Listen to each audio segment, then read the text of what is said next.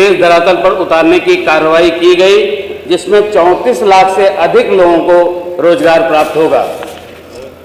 माननीय अध्यक्ष जी, 2024 में जो माननीय सदस्य ने पूछा है कि कुल कितने में प्रोडक्शन शुरू हो गया, तो 1,14,345 लाख करोड़ का निवेश हुआ है। सेक्टर वार निवेश का जो विवरण है, एग्री में 483 प्रोजेक्ट, 5,895 करोड़, एनर्जी में 7। ये वो लिखा हुआ जो लिखा नहीं है उसके अलावा बताओ ना, ये तो उत्तर में है सर। ये वाली बात तो उत्तर में है, कितना कितना हुआ उसके जो अनुपूरक है उसका जवाब। ये जो आपने पहले लिख के दे चुके हैं उसको रिपीट करने की जरूरत नहीं। ये तो आप जो लिख के आप उत्तर दे चुके माननीय मंत्री जी, उसको रिपीट करने की जरूरत नहीं है, अनुपूरक का उत्तर है।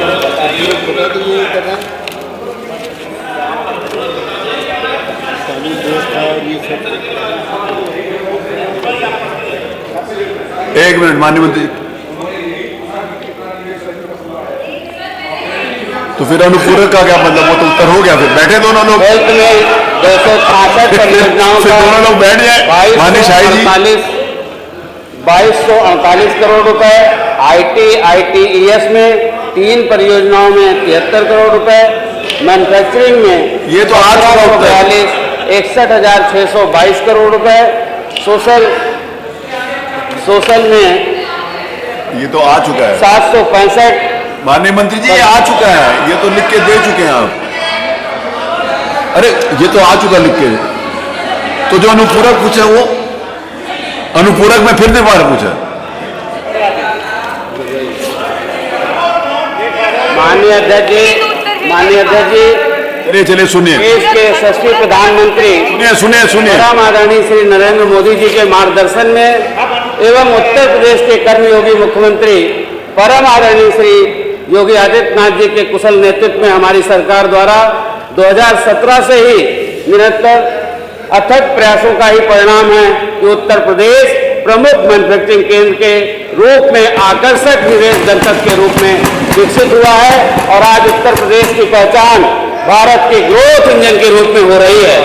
निश्चित रूप से वर्तमान परिस्थितियों में जो मैंने उत्तर में दिया है, ये सतत प्रक्रिया है निवेश की, जो सतत प्रक्रिया है। आज की तारीख में 4952 परियोजनाओं का वाणिज्यिक संचालन भी प्रारंभ हो गया है, जिसमें निवेश की स्थिति 1.81 लाख करोड़ का निवेश हो चुका है।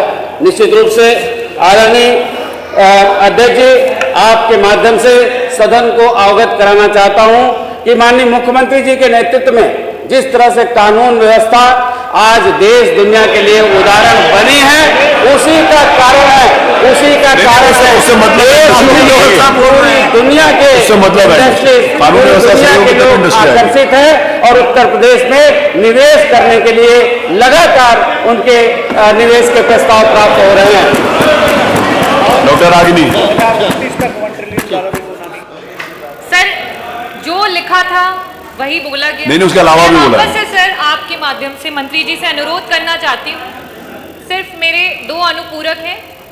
पहला अनुपूरक ये कि सैमसंग जैसी कंपनी जो समाजवादियों के दौरान यहाँ आई थी, उत्तर प्रदेश में निवेश करना चाहती थी, आज वो उत्तर प्रदेश छोड़ करके क्यों कर्नाटका में गई, तमिलनाडु में गई और वहाँ पे स्टेब्लिश हुई, इसका क्या कारण है ये दे दें। और साथ ही साथ अगर आप दावा करते हैं कि आपका विभाग बहुत अच्छे से काम करता है और बहुत अच्छे से प्रोग्रेस कर रहा है, तो आज उत्तर प्रदेश का इंडस्ट्रियल ग्रोथ रेट क्या है, उसको कृपया बताने का कष्ट करें। बस। माननीय संसदीय कार्य मंत्री जी, माननीय संसदीय कार्य मंत्री। माननीय अध्यक्ष जी, अरे नहीं, ऐसा नहीं। माननीय अध्यक्ष जी, पहले तो हम आपकी बात का उत्तर दे दें कि हमारा इंडस्ट्रियल ग्रोथ रेट क्या है।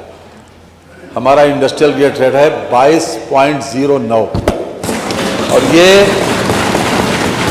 भारत सरकार के ministry of statistics and programme implementation की रिपोर्ट के आधार के ऊपर है। दूसरी बात आपने पूछा कि सैमसंग की जो हमारी वो थी कंपनी चली क्यों गई। आपको पूरी जानकारी होना चाहिए कि सैमसंग की जो इंडस्ट्री लगाता है उसका पहले अपने कंपनी के डायरेक्टर्स के बीच में एक रिजोल्यूशन पास करता है। एक कंपनी ये तय करती है अपने डायरेक्टर्स के बीच में कि हमको कहाँ कहाँ कब कब इन्वेस्ट करना है। इस यहाँ पर जो मोबाइल डिस्प्ले का जो स्क्रीन बनाने की कंपनी यहाँ पर लगी थी नोएडा की, वो आज भी लगी है, फंक्शनल है। और उसको जो कुछ, सुन लीजिए पूरी बात, वो आज भी लगी फंक्शनल है वहाँ, और वहाँ बड़े पैमाने पर वहाँ पर प्रोडक्शन इस समय चालू है। और जो उनसे कमिटमेंट किया गया था, जो भी कमिटमेंट किया गया था और आखिर में जिस बात के लिए उनसे सहमति हुई उसको इंसेंटिव दिया जा रहा है। जितना भी जीएसटी का मामला था वो निस्तारित हो गया और उनको बाकायदा कैबिनेट से वो पास हो गया, उनको इंसेंटिव दिया जा रहा है। वो कंपनी छोड़ के गई नहीं। रही बात कंपनी के दूसरी जगह पर इन्वेस्ट करने की, ये कंपनी के ऊपर डिपेंड करता है कि वो अपना इन्वेस्टमेंट कहां पर करें, जहां पर उनको अनुकूलता लगती है वहां पर करें। वो एक दिन का फैसला नहीं होता कि यहां से अब चले गए। उनका कंपनी का रिजोल्यूशन पहले से होता है कि हम कहां कहां किससे किससे कब कब किस स्थान पर इन्वेस्टमेंट करेंगे। और वो एक दिन की चीज नहीं कि हजारों करोड़ रुपए का इन्वेस्टमेंट। ऐसा नहीं है कि कहीं पर गए और किसी खेत में बल्ली गाड़ दी, तंबू गाड़ दिया और इन्वेस्टमेंट शुरू हो गया, ऐसा होता नहीं है। तो उनका बहुत पहले का इन्वेस्टमेंट और बहुत पहले का यहां भी जिस समय यहां पर आई थी यूनिट, उससे पूरे सम्मान के साथ उनको बाकायदा हमारे जो अधिकारी हैं उसको डील भी कर रहे हैं। पॉलिटिकल लेवल के ऊपर भी उनसे बातचीत होती है और हर तरह से इस बात की कोशिश है कि वो अपना प्रोडक्शन बढ़ाएं, ज्यादा से ज्यादा लोगों को रोजगार दें।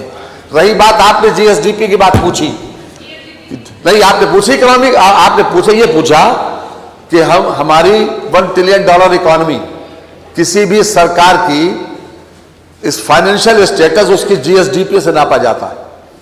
तो हमारा जो भारत सरकार, हमने तो 25 लाख करोड़ का अनुमान किया बजट में, 24,99,000 करोड़ का हमने अनुमान किया, लेकिन भारत सरकार के जो पत्रक जारी हुआ उसमें 27,51,000 करोड़ रुपए उन्होंने हमारा अनुमान मांगा। हमारे फाइनेंशियल डिसिप्लिन को देखकर, हमारी फाइनेंशियल प्रोग्रेस को देखकर उन्होंने इसको माना। और रही बात आपके क्वेश्चन की, आपने यहां पर जो पूछा अभी पहला सप्लीमेंट्री, वो आपने ये पूछा कि हमारी कितने पर शिलान्यास हो गया, शब्द कार्रवाई निकालवा के देखने वाली बात, और प्रश्न में पूछा कि प्रारंभ हो गया। मंत्री जी ने जो बताया उत्तर, वो ये बताया कि किस पर कार्य प्रारंभ हो गया, अर्थात किस पर प्रोडक्शन प्रारंभ हो गया, और किस पर शिलान्यास पूछा। यहां पर जो शब्द आपने इस्तेमाल किया वो आपने शिलान्यास इस्तेमाल किया और प्रश्न में शिलान्यास इस्तेमाल नहीं किया। अगर प्रश्न में शिलान्यास इस्तेमाल किया होता तो वो ग्राउंड ब्रेकिंग सेरेमनी के वो जवाब दे देते मैंने।